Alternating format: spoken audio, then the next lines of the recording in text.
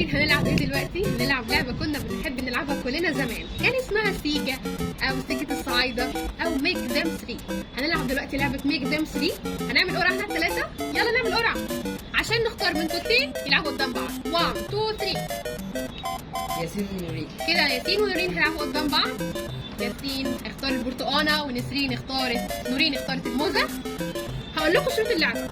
ايه الفكرة فيها؟ ان احنا لازم نحرك الثلاث اصناف اللي قدامنا، تمام؟ بحيث يعملوا شكل 3 قدام بعض، كروس او بالعرض او بالطول، بشرط انك تحرك الثلاث حاجات اللي قدامك.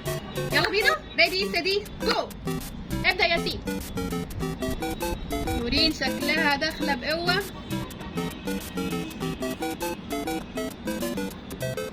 تمام، يلا. ياسين بيفكر. تمام، هنخلي بالنا ونقول ايه ده؟ ياسين ضيع عليه فرصة. ايه؟ برافو نسرين، كسبت معانا الثلاثة. كده كسبت نورين. كده تعالوا بقى. تمام، اللي كسب هيجي كده. يلا، الكسبان هيلاعب التاني. خشي خدي الموزة، يلا بينا. ريدي ستدي. عارفة القواعد يا نسرين؟ يلا بينا، 1 2 3. ابدأي نورين.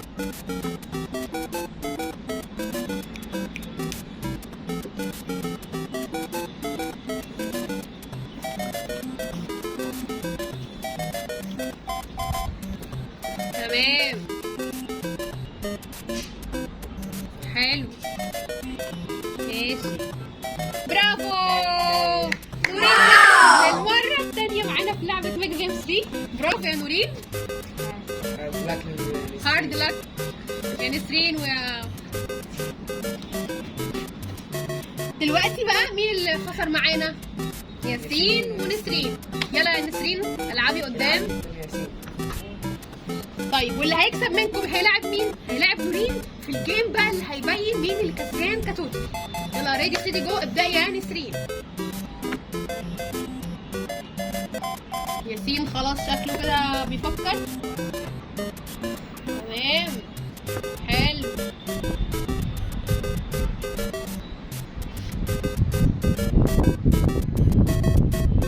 ماشي، تفكري في ايه يا نسرين؟ قولي لنا.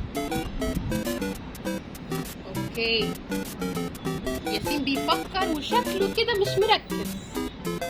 هتعملها نسرين ولا ايه؟ كسبت كده نسرين، هي اللي هتلاعب نورين. اتفضل معانا بقى انت في النص كده عشان تحكم معانا في الجيم الاخير ده. يلا بينا، هنقول ريدي ستدي جو. ابدأي يا نورين. نسرين داخله بقوه. بص بتنزل ازاي وتقول انا هكسب. كسبت كده نورين، هي اللي كسبت معانا في حلقه النهارده. برافو يا نورين، شطوره.